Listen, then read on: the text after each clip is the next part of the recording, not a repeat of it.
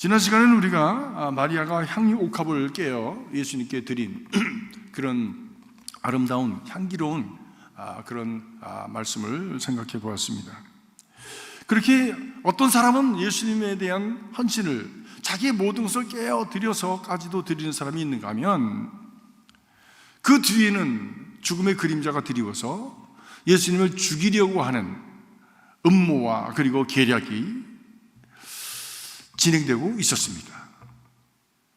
똑같은 주님을 놓고 한 사람은 자기 자신의 삶 전부를 드려도 모자란 정말 사랑의 낭비를 드리는 그런 신앙이 있는가 하면, 어떤 이들은 그 예수를 죽여서 묻어버리려고 하는 그런 무서운 그런 참 불신앙의 사람들도 있다고 하는 것을 우리는 성경을 통해서 보게 됩니다. 근데 때는 어떤 때였냐? 그때가 바로 무교절 첫날 6월절 양 잡는 날이었다고 합니다. 무교절은 6월절은 하루입니다. 그리고 그 6월절에 이어서 일주일 동안 그 무교절이 진행이 되는데, 6월절에 이어서 그러니까 8일을 지키게 되죠. 그 무교절 첫날이 곧 6월절 날인데, 그 날에 양을 잡아서 하나님 앞에 이제 제사를 드리는 것이죠. 그날에 제자들이 예수님께서 그날을 위해서 제자들이 예수님께 물었습니다. 6월절을 지키기 위해서 예수님 어떻게 준비를 할까요? 라고 예수님께 제자들이 와서 물은 것입니다. 그러니까 6월절을 지키기 위해서 준비해야 되는 것이죠. 그냥 덜렁덜렁 그냥 간다고 해서 되는 것은 아니죠. 하나님의 절기를 지키기 위해서는 준비해야 되는 것입니다. 여러분, 주일을 지키기 위해서 여러분 얼마나 준비하십니까? 무엇을 준비하십니까? 신앙은 무릇 준비되어 드려지는 것입니다. 재물도 준비해서 드리는 것이고요, 시간도 준비해서 드리는 것이고요, 준비되어지지 아니하는 그런 제사는, 하나님의 절기는 그것은 별 의미가 없습니다. 그냥 마당만 밟을 뿐이니라 라고 성경은 말씀했습니다. 그런 것은 원치 않는다 라고 주님께서 말씀하셨어요. 그래서 졸면서 덜렁덜렁 왔다가 졸면서 덜렁덜렁 가는 그런 준비되지 아니한 그런 하나님의 절기, 안식일은 나의 절기라고 그러지 않았습니까? 그날은 나의 날이라고 하지 않았습니까? 하나님께서 주신 그 안식의 그 절기를 나는 어떻게 준비하면서 그날을 지키는가라고 하는 것은 굉장히 중요한 신앙적인 질문입니다. 왜냐하면 우리 신앙은 바로 이 안식일을 중심으로 해서 마치 지구가 태양을 돌듯이 우리 신앙은 안식일을 중심으로 해서 도는 거예요. 안식일을 위해서 중심으로 해서 도는 거예요. 그리고 나는 내 삶 속에 주님을 모시고 자전을 또 하는 것입니다. 자기 삶을 운영해 나가면서 주님을 바라보면서 해바라기처럼 도는 것이 바로 우리 기독교 신앙이지요. 그것을 위해서는 준비되어야 된다는 것이죠. 그런데 주님께서는 친히 6월절을 준비하시는데, 6월절은 양 잡는 날이라고 그러지 않았습니까?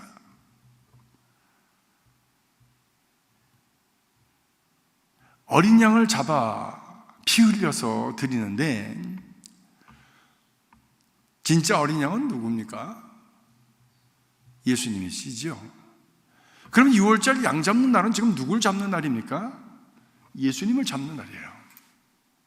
전통적으로 저들은 어린 양을 잡았지만, 모세 이후로 어린 양을 잡았지만, 그러나 오늘 특별히 이 6월절은 예수님을 잡는 날이에요. 그러니까 6월절을 준비한다고 하는 의미는 예수님 자신이 자기 죽음을 준비하시는 겁니다. 여러분, 죽음이 준비되셨습니까? 죽음을 준비하면서 사는 사람과 준비하지 않고 사는 사람은 천양지 차이입니다. 인생의 질이, 삶의 질이 천양지 차이에요. 죽음을 준비하지 않고 살아가는 사람은 죽어서도 남의 신세를 져요. 죽어서도 남한테 피해줘, 자식한테 피해주고, 주변 사람한테 피해주고, 다른 사람에게 정말 그 어려움을 준다고. 근데 자기 자신의 죽음을 잘 준비한 사람은 깨끗하게 정리합니다. 죽음이 아름답습니다. 향기롭습니다. 그리고 나도 저렇게 살아야지 라고 하는 영향을 남깁니다. 향기를 남깁니다. 사랑하는 성도 여러분, 우리는 날마다 죽는 연습을 하는 것이죠. 저녁에 들어가서 아침에 일어나는 거 죽는 연습하는 겁니다. 그렇게 저녁에 자고 아침에 일어나면서 매일이 더해져 가고, 그리고 1년이 가고, 나 물 좀 줄래요? 1년이 가고 10년이 가고 20년, 30년 가면서 죽음을 향해서 가까이 가는 것이죠. 그걸 부정할 사람이 누가 있겠습니까? 그리고 이 훗날 우리가 죽음으로 이 땅에서 땅에 묻힐 때에, 그리고 예수님의 은혜 가운데서 그 부활의 때에 다시 깨어날 것을, 아침에 우리가 일어나는 것처럼 다시 깨어날 것을 믿으면서 우리는 주님 앞으로 가는 것이죠. 근데 그것이 믿음으로 준비된 사람과 준비되지 않은 사람은 다르다니까. 신앙은 무엇입니까? 신앙은 죽는 연습하는 거예요. 자기 자아를 죽이고, 자기 이고를 죽이고, 자기 자존심을 죽이고, 자기 자존심을 죽이고, 그리고 자기의 참 악함과 더러움과, 그리고 자기에 있는 그런 자기의 이 땅에 속한, 육신에 속한 것들을 죽이는 그런 훈련을 하는 것이 신앙입니다. 왜냐하면 그것을 내려놓지 않으면, 그것을 벗겨내지 않고 그것을 정리하고 죽여버리지 않으면 그것이 계속해서 나를 괴롭힙니다. 끝까지. 이제 그만하면 철들 때가 되지 않았나? 그만하면 이제 떠날 때가 되지 않았나 하는데도 그걸 붙들고 못 놓는 거예요. 참 재미있는 얘기, 농담 같은 얘기지요. 어떤 사람이 죽게 되었어요. 이제는 숨이 깔딱깔딱 넘어가는 순간인데도 마지막 돌아가실 때 사람들이 마지막 기운을 빡 차리고 이렇게 눈을 바짝 뜨고서는 사람들 이렇게 쳐다봅니다. 마지막 기운, 많이들 그런 경험하셨을 텐데, 일어나더니 첫째는 어디냐, 둘째는 어디냐, 셋째는 어디냐, 여보 당신은 어디 있어? 예, 여기 있어요. 예, 아버지 여기 있어요. 다 대답을 했어요. 막내는 막내도 여기 있습니다. 그랬더니 그분이 벌떡 일어나더니, 그러면 가게는 누가 보고 다 여기 와 있냐?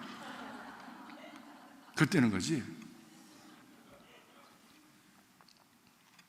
죽어가는 마당에 뭐 그렇게 집착이 많아서 흉물스럽잖아요. 조금 치근하잖아요. 그때쯤 되면 이젠 해탈은 못해도 다 내려놓고, 그리고 주님 감사합니다. 여보 고마웠어. 얘들아 내가 아버지로서 정말 부족했는데 너희들한테 미안하구나. 그럼에도 너희들은 나에게 사랑스러운 자녀들이었어. 고맙다. 천국에 가서 보자. 이렇게 흔연히 떠날 수 있어야지. 그러면 가게는 누가 보냐?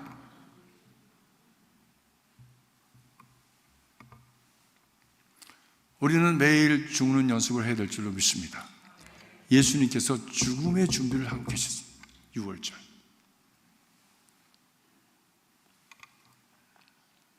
유월절을 준비하기 위해서 해야 될 일들이 있습니다. 그 첫 번째가, 먼저는 그 집 전체의 누룩을 다 제거하는 겁니다. 왜? 그 무교절이 같이 있잖아요. 6월 무교절, 곧 6월절의 그 첫날 양 잡는 날, 무교절이 누룩을 다 제거해야 되는 거예요. 누룩을, 집안의 먼지를 털고, 아무튼 대청소를 하는 것이요, 깨끗하게. 우리도 이제 그 이스터 때가 되면 교회 전체 대청소하지 않습니까? 그 무교절이기 때문에 대청소하는 겁니다. 깨끗하게 정리하는 거예요. 뿐만이 아니라 먹는 것도 무교병을 먹죠. 먹는 것도. 그래서 누룩이 들지 않냐 딱딱한 음식을 먹습니다. 딱딱한 음식을 먹습니다. 그것은 저희들이 출애굽을 할 때 시간이 없으니까 밑접 빵에다 누룩을 넣어서 그걸 부풀려서 한참 기다렸다가 또 떡을 구워야 되는데, 시간이 없으니까 누룩을 넣어서 구울 시간이 없는 거예요. 그래서 그때 김박성을 저들이 기억하기 위해서 그렇게 무교병을 먹습니다. 누룩이라고 하는 건 죄와 부패를 말씀하는 것이죠. 그래서 바리새인들의 누룩을 조심하라 말씀하십니다. 누룩을 조심하라. 누룩을 제거하는 것은 하나님의 백성으로 자기의 죄를, 내면의 죄를 고백하고 정리하는 것입니다. 우리는 매일마다 그렇게 자기 죄를 고백하고 자기 안에 누룩을 제거하는 그런 작업들을 해가면서 육신에 속한 것, 거짓에 속한 것, 이 세속적인 것들을, 세속적인 탐욕과 욕심과 그리고 우리 참 이 악한 것을 벗겨내고 좀 청소해내는 작업들을, 자기 정화 작업들을 매일 해 나가면서 하나님과 가까이 가는 그런 훈련을 해 가야 하는 것이죠. 그리고 6월절 저녁이 되기 전에 오후에 잡을 어린 양을 준비합니다. 그리고 어린 양을 잡아서 그 피를 다 뽑습니다. 그 어린 양을 가져온 그 양의 주인은 그 피를 받아서 제사장과 함께 그것을 제단에 뿌리는 것이죠. 그리고 그 고기는 그 주인에게 돌려줍니다. 왜? 그 출애굽하는 날 저들이 가족들이 함께 모여서 그 구운 고기를 먹었잖아요. 그래서 적어도 10명이 함께 모여서 그 고기를 구워서 그것을 급하게 먹으면서 허리띠를 띠고 신발을 신고 그리고 그것을 먹었던 기억을 하는 것이지요. 요세푸스의 말에 의하면 그 당시에 그 6월절에 죽은 양의 수가 약 25만 마리 정도 된답니다. 엄청난 숫자죠. 생각해 보세요, 여러분. 그 많은 피를 받아서 제단에 뿌리고 그 피가 흘러서 제단에 흘러서 그 키드론 골짜기로 흘러갔다면 키드론 골짜기는 그 시냇물이 아니라 양의 피로 시냇물을 이루었을 것입니다.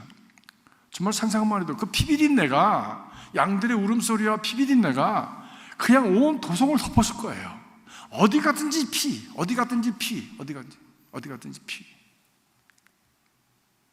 그리고 제사장들은 세마포를 입고 그 양을 같이 잡았는데 그 제사장들의 그 옷은 무슨 피? 어린 양의 피로 다 물들었을 거 아니에요. 어린 양의 피로. 너희들은 왕 같은 제사장이라. 왕 같은 제사장들의 그 심령은 무엇으로 적셔져야 됩니까? 예수 그리스도의 피로, 보혈의 피로 적셔져야 되는 것이지요. 세속의 어두운 그런 어떤 악한 것으로 물드는 것이 아니라, 그리고 세속의 그 누룩으로 그렇게 부패되어지는 것이 아니라 어린 양의 피로, 예수 그리스도의 구속의 피로 우리가 씻김을 받아야 되는 것이지요. 그 냄새 어떻겠습니까? 우리는 그냥 그림으로만 상상하지만 그 피비린내가 온 도성에 진동을 했을 거예요. 피비린내가. 예수 그리스도의 살과 피를 의미하는 우리 성찬을, 이제 마지막에 23일에 우리가 성찬을 줄 텐데, 그 성찬은 하나님의 아들 예수 그리스도께서 성육신하신, 바로 그리고 성육신하신 뿐만 아니라 우리를 위해서 죽으신, 피 흘려주신 하나님의 은혜를 저들이 상징하고 기억하고 그것을 먹고 마시는 것 아닙니까? 우리는 그것을 먹을 때 맛을 봅니다. 우리는 그것을 마실 때 포도주의 냄새와 포도즙의 냄새를 맡습니다. 우리는 그것을 눈으로 봅니다. 그리고 목사님들의 그 예전에 쉽지 않은 소리를 귀로 듣습니다. 오감으로 듣고 보고 그리고 또 만지고 맛보고 그리고 냄새 맡는 이 오감으로 우리에게 다가오신 예수 그리스도를 우리가 확인하면서 그 은혜 안으로 들어가는 것이 성만찬입니다. 거기에 성령께서 역사하셔서 제6의 감각이 역사하셔서, 센스가 역사하셔서 우리의 온 영혼과 온 존재를 적시는 하나님의 은혜의 그 means of grace, 은혜의 통로가 바로 성만찬입니다. 여러분, 성찬을 드실 때 포도즙의 향기를 맡는 것이 아니라 여러분 예수 그리스도의 보혈의 향기를 맡으실 수 있기를 주님 여러분 축복합니다.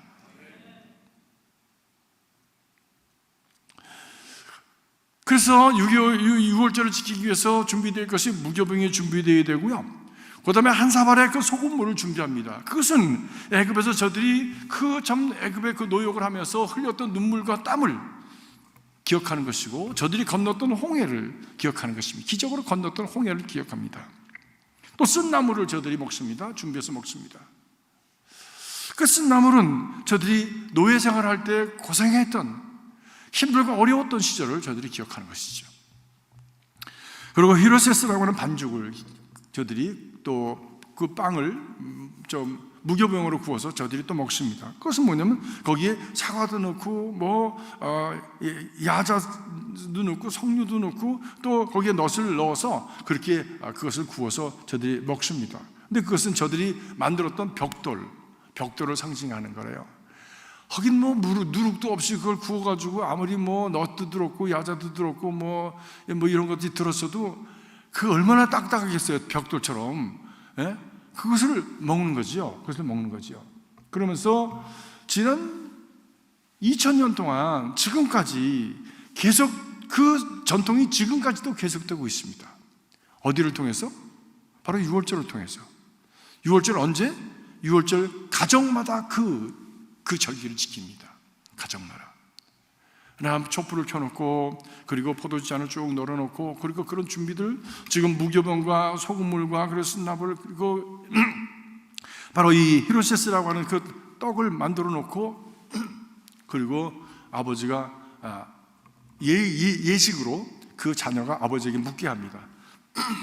집안의 가정에게 오늘은 다른 날과 무엇이 다릅니까? 라고 묻습니다. 이렇게 예식적으로. 한번 여러분이 물어보세요. 오늘 저녁은 다른 저녁과 무엇이 다릅니까? 여러분 물어보세요. 그렇게 예문에 써 있는 거야. 그렇게 물어. 그러면 아버지가 거기에 대해서 이제 설명을 하기 시작하는데 스토리텔링을 하는 거야. 옛날에 우리 조상들은 애굽의 종이었단다. 그런데 400년 동안 종살이 했을 때 하나님께서 모세를 보내셔서 우리를 이러이러하게 구원하셔서 우리가 하나님의 백성 되게 하셨다 라고 하는 그 얘기를 매년 하는 거예요. 매년. Every year. 매년. 여러분, 신앙생활을 하면서 우리가 꼭 중요한 것들은 반복해야 하는 거예요. 반복은 교육이니까. 그러니까 매년 그 아이들이 6월절이 되면 가족이 와서 온 그 식탁에 둘러앉아서 똑같은 것을 물어보고 똑같은 것을 들을 때 그 이야기가 어디에 새겨지겠습니까? 저들의 머리에 새겨지고 가슴에 새겨지는 거예요. 어렸을 때는 그냥 들어서 알고, 그 다음에는 그냥 하도 들어서 기억하고, 그 다음에 세월이 지나면서 아이들이 사고할 수 있는 그런 능력이 있을 때는 그 다음에 의미가 들어오는 것이죠. 의미가 들어오는 것이죠. 우리가 여러분 교회에서 신앙생활 하면서 들은 성경 말씀들 계속해서 반복되지 않습니까? 반복은 굉장히 중요한 겁니다. 아유, 이제 지난번에 한 얘기 또 하네. 그게 아니에요. 중요하기 때문에 계속 반복되는 거예요. 이스라엘 백성들은 이거 2000년 동안 반복했다고. 하루 이틀 반복한 게 아니라고요. 그러면서 그 유전을 계속 지켜오면서 저들의 하나님의 백성으로서의 아이덴티티를 지켰기 때문에 저들이 AD 70년에 온 나라가 다 도산을 당하고 그리고 산지 사방으로 온 세상에 흩어져 살아가는 디아스포라가 됐었어도 2000년 후에 1948년에 다시 모여서 나라를 만들었잖아요. 뭐가? 안식일 신앙, 유월절 신앙을 통해서 저들에게 새겨진 그 선민의식, 하나님의 백성이라고 하는 그 의식이 저들의 인종이 변할 만큼 다양하게 변화되었지만 저들은 믿음으로 다시 돌아왔습니다. 그리고 하나님의 백성으로, 누구도 흔들 수 없는 하나님의 백성으로 서게 되었던 것이죠. 여러분이 신앙이라고 하는 것은 그렇게 무서운 겁니다. 그리고 신앙의 핵심이든 바로 이 주일 신앙, 말씀 중심의 신앙, 이것은 너무 중요한 것입니다. 이것은 결국 우리를 끝까지 지켜주는 방패가 되어지고 뿌리가 되어지기 때문입니다. 저는 목회를 40년 하면서 지금까지 말씀을 따라서 또 어떻게 보면 고지식할 만큼 그 말씀을 지키면서 주의를 지키고 신앙생활을 하는 사람들과 그래서 이리저리 왔다가 뭐 지 마음에 들면 오고 마음에 들지 않으면 또 뭐 없어졌다가 막 이런 사람들의 삶을 저는 몇십 년 동안 본 거예요. 몇 제너레이션이 지나는 것을 다 보았습니다. 신앙은 3대를 봐야 되는 거예요. 신앙은 3대를 봐야 되는 거예요. 적어도 지금 나 11조 했는데 왜 하나님이 나 축복 안 해주셔? 그렇게 뭐 동전 넣고선 저 밴딩머신에서 코카콜라 빼먹으려고 하는 그런 신앙 가진 사람도 있지 않습니까? 아니요. 신앙은 내 대가 안 되면 내 다음 때, 그 다음 때가 안 되면 그 다음 때 해서 반드시 싹이 납니다. 반드시 싹이 납니다. 왜 우리 인생은 70이요 강건하면 80이라도 수고와 슬픔뿐이요 빨리 지나가는 인생이요. 빨리 지나가는 인생이요. 네, 하나님은 처음과 나중이 되시고 영원하신 하나님, 우리의 과거와 현재와 미래를 아시는 하나님, 그 하나님의 그 시간 속에서 하나님은 참으로 말씀을 중심으로 해서 그 말씀대로 순종하며 살면서 그 축복의 씨앗을 심은 사람들의 삶 속에 반드시 그 싹이 나게 하시는 거예요. 그 믿음을 가지고 오늘 꿋꿋하게 자기를 지켜가는 것입니다. 무엇을 통해서 지켜갑니까? 하나님의 말씀과, 그리고 이 주님의 나를 지키는 신앙, 이거 중요합니다. 이게 아무것도 아닌 것이 아닙니다. 아무것도 아닌 것이 아니에요. 함부로 여기지 마십시오.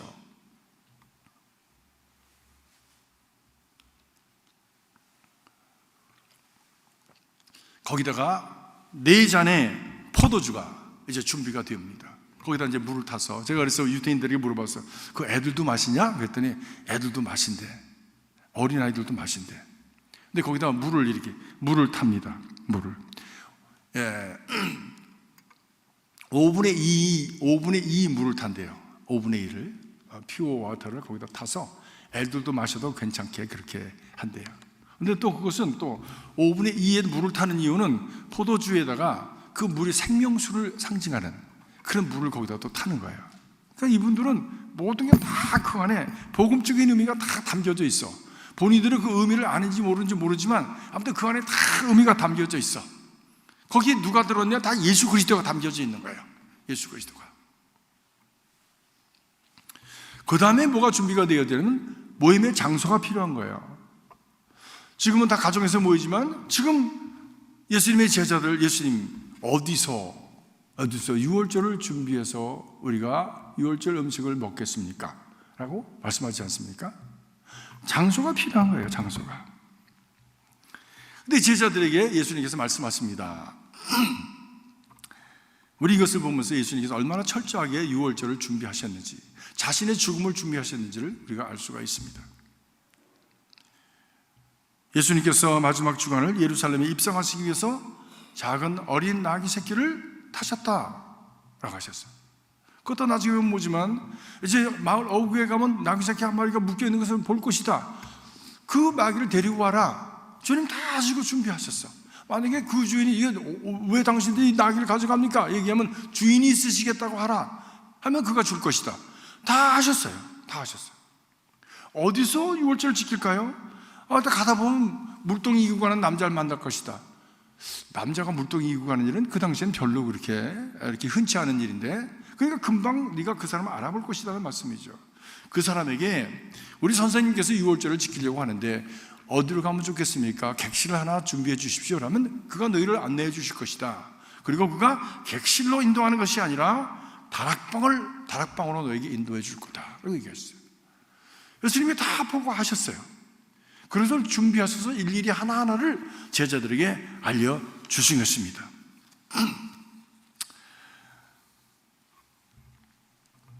어떻게 하셨을까? 어떻게 하셨을까? 자신의 죽음을 준비하는 그런 순간이니까 얼마나 심각합니까? 얼마나 심각합니까? 여러분, 죽음을 준비하는데 한 가지 중요한 그런 사실은 자신의 마지막 유언을 써보는 거랍니다. 그래서 우리가 한번 이렇게 같이 써보는데 어떤 분은 울더라고 쓰면서. 예수님도 아마 유언을 남기시는, 유서를 쓰는 마음으로 마지막을 준비하지 않으셨을까? 이게 하나하나가 디테일하게. 어떤 분은 자기의 장례식을 자기가 준비하는 분이 계세요. 목사님들 중엔 순서 다 짜놓고 누가 기도하고 누가 말씀 보고 누가 뭐 하고 어떻게 하고 그거 다 준비해 주시는 분이 계세요. 그러니까 저는 아무것도 할 일이 없어. 그냥 그날 여기 서서 준비된 대로. 찬송은 또 무슨 찬송 불러주고 다 준비하시는 거예요. 야, 정말 이렇게. 그리고 어떤 분은 또 자기 설교를 틀어달라는 분도 계시고, 마지막에 울지 말고 내 설교를 틀어달라고. 어느 분이 장례식장에 있는데 사진은 여기 있는데 목사님이 설교하는 설교가 막 나오는 거예요. 그린 겁니다. 그러니까 돌아가신 것 같지 않죠. 예. 근데 그렇게 나는 아직 살아있다, 영적으로 나는 함께 있다라고 하는 것을 보여주는 그런 어떤 참 준비된 그런 모습을 보면서 굉장히 주밀하게 준비하셨구나. 예수님도 자신의 죽음을 준비하면서 주밀하게 준비하시고 기도 많이 하시고, 그리고 모든 상황을 영적으로 이미 간파하시고, 그리고 그런 일이 일어날 것을 아시고 제자들에게 알려주신 것이죠. 오늘 말씀 보니까 주님께서는 객실을 요구하셨습니다. 그런데 이 당시에 사방에 예루살렘 그 성전 15마일 반경 지경에 있는 모든 남자들이 다 와서 그 유월절을 지키게 되어져 있는데, 수많은 사람들이, 그러니까 25만 마리를 양을 잡았다고 하는데 10사람이 모여 양 한 마리를 잡았다고 말씀드렸잖아요. 그러면 25만 마리 플러스 10하면 얼마입니까? 몇 명입니까? 적어도 250만 명이 모는 거예요. 자기 집을 떠났으니까 너나 할 것 없이 다 유숙할 곳을 찾아야 되잖아요. 근데 그 당시에 사람들의 그 풍습은 뭐냐면, 6월절이나 이런 때 모일 때 나 당신 집에서 하룻밤만 유합시다 그러면 노 하지 못하는 거예요. 왜? 너나 할 것이 다 그런 형편을 우리가 아니까 누구에게든지 객에게 문을 다 열어주도록 되어져 있다는 것이지요. 그것이 그들의 풍습이었습니다. 노 그러면 그 사람 6월절 못 지키잖아.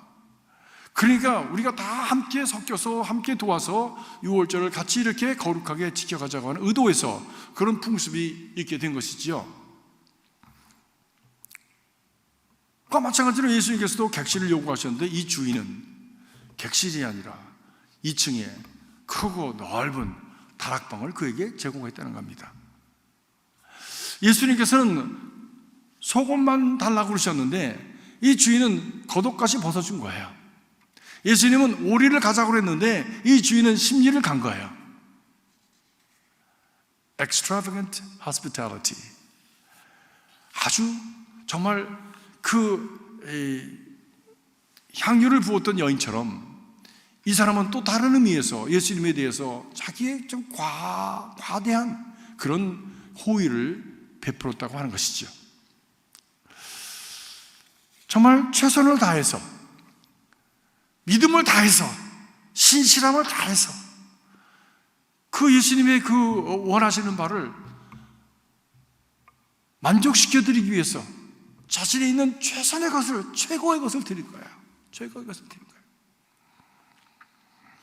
우리가 아는 대로 이 자리는 훗날 기독교 복음의 온상이 되어집니다. 이곳에서 성만찬이 행해졌고요, 바로 이곳에서 세족식이 행해졌고요, 이곳에서 바로 성령의 역사가 일어나는 그런 성령의 참 역사로 말미암아 첫 번 교회가 생겨지는 첫 번째 교회 자리가 되었습니다. 주인이 그것을 알고 드렸는지 모르고 드렸는지는 모르지, 어떻게 알겠어요? 미래에 일어날 것인데. 근데 자기의 최선을 드렸더니 이런 역사가 일어나게 되었던 것이죠. 마치 옥합을 깨어서 드렸던 그 여인의 행위가, 사람들은 이러쿵저러쿵 말을 했지만 주님께서 말씀하시기를 이 여인의 행함이 복음이 전파되어 있는 곳에 세상 끝까지 전파될 것이라고, 그 여인이 생각하지도 못했던 그런 놀라운 축복을 그가 받게 되었던 것이지요. 우리가 믿음으로 최선을 다해서 드리면, 정성을 다해서 드리면 그것을 통해서 우리도 알 수 없는 미래의 하나님의 역사가 그를 통해서 이루어지게 되어지는 것입니다. 하나님의 역사의 도구가 되게 하시는 거예요. 영광이 되게 하시는 거예요. 사랑하는 성도 여러분, 정성 어린 헌신, 몸과 마음과 뜻을 다해서 주님을 기쁘시게 하는 헌신을 드리시기 바랍니다. 이 준비를 하면서 정성이라는 것이 무엇일까? 라고 하는 생각을 해봤어요. 우리가 돈을 주는데도 말입니다. 돈을 주는데도 나는 1불짜리밖에 없지만 돈을 주는데도 우리 집사람이 20불짜리를 넣어놨네. 웬일이야? 가끔가다 난 몰라요, 내 주머니 사정이 어떤지. 우리 집사람이 가져갔다가 또 넣어놨다가 뭐 이러니까 어떤 데 있는 줄 알고 가게 갔는데 없어. 뭐 이래.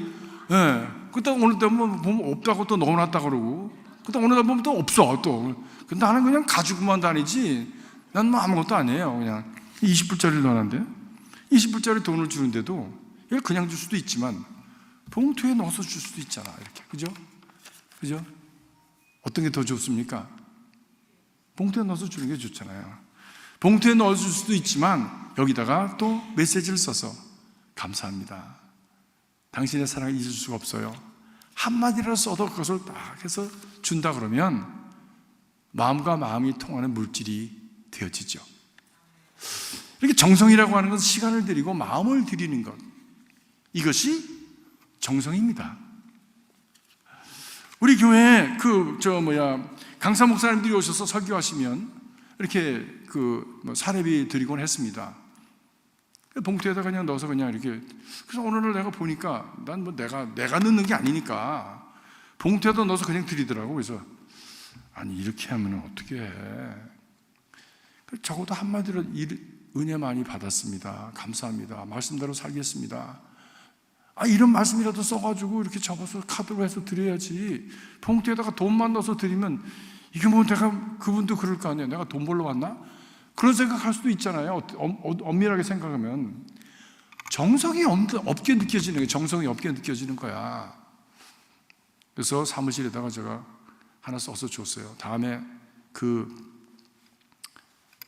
강사 목사님들이 오시면 이쁘게 그림 그려서, 요즘 뭐 그래피티도 얼마나 좋아, 그려서 사랑합니다, 감사합니다, 말씀대로 살겠습니다, 딱 프린트아웃 해가지고 거기다가 감사합니다라고 하는 좀 사례비를 넣어서 이렇게 드리도록 하라고. 정성이죠. 마음을 담는 것. 신앙생활은 마음을 담는 것입니다. 마음이 없는 재물은 뭐 택스입니까? 아니잖아요. 마음이 없는 봉사 무슨 노역입니까? 아니잖아요. 하나님을 사랑해서 우리 자신을 드린다고 하는데, 우리가 내 형편과 사정에 맞춰서 아무 생각 없이, 아무 정성 없이 드려지는 것이 하나님께 무슨 의미가 있겠어요? 그거 없어도 하나님은 넉넉히 사셔. 그거 없어도. 하나님이 우리에게 원하시는 것은 마음입니다. 마음입니다.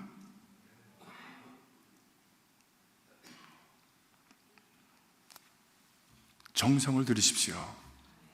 정성으로 준비하십시오. 그래야 복을 받습니다. 그래야 복을 받습니다. 저는 우리 교회 구석구석이 정성으로 이렇게 어루만져진 흔적들을 볼 수 있으면 좋겠어요. 어느 교회 가면 화장실에도 정성이 들었어, 신교실에도 정성이 들었어, 조그마한 팻말 하나도 정성이 들었어. 정성, 그것이 그 성전을 성전답게 하고 성도를 성도답게 하는, 믿음을 믿음답게 하는 그런 하나님의 마음을 감동시키는 그런 길이 되지 않겠습니까? 그를 통해서 하나님께서 우리를 귀하게 사용하시는 하늘의 도구가 되게 하시는 것입니다. 자신의 죽음을 준비하시면서 정성 어린 헌신을 드린 자들과 함께 구원을 이루시는 하나님의 역사를 바라보면서 우리도 그렇게 정성으로 주님의 말씀에 응답하는 하나님의 사람들이 되기를 주의 이름으로 축복합니다. 이 시간 잠깐 우리 기도하십시다. 너무 기도할 게 많아요. 조금 전에 우리 선주장 장로님, 선희숙 권사님한테서 연락 막 울면서 어떻게 해야 될지 몰라가지고 막 울면서 전화하고 있어. 그래서 전화를 오다가 신방을 가겠다고, 예배 전에 신방을 가겠다고 했더니 너무 아파서 일어날 수가 없대. 그래서 기도로 그냥 전화하더라. 그래서 화상으로다가 그냥 기도를 했습니다. 그리고 교회 왔는데 그동안에 또 너무 또 아픈 거예요. 또 전화 또 왔어. 그래서 이머전시로 지금 병원으로 가시러 앰뷸런스 불러서 지금 병원에 가셨어요. 어떻게 이렇게 갑자기 이렇게 그냥 급진전을 하는지 모르겠어요. 여러분 위해서 기도해 주시기 바랍니다. 김영신 권사님 또 지금 케모 중입니다. 또 감사한 것은 우리 김혜수 권사님 또 치유가 되시고, 또 우리 김재수 권사님 또 치유의 과정 중에 또 계시고, 그리고 그 과정을 보면서 감사하면서 기뻐하면서 지내시는 모습 너무나 감사합니다. 우리 김재수 권사님 한번 이렇게 일어나라고 그러진 않고, 또 우리 에스더 김 권사님 할렐루야, 이 성가대까지 하잖아. 암 회복해가지고 성가대까지. 우리 박수 한번 하십시다. 감사합니다. 할렐루야. 할렐루야. 하나님 살아계십니다. 살아계십니다. 우리 선주상 장로님 김영신 권사를 위해서 하나님께서 치유해 주십시오. 저들을 도와주십시오. 구원해 주십시오 하는 기도, 또 우리 에스더 권사님과 김재수 권사님을 위해서 감사합니다 라는 기도, 우리 한번 함께 기도하겠습니다. 기도하십시다.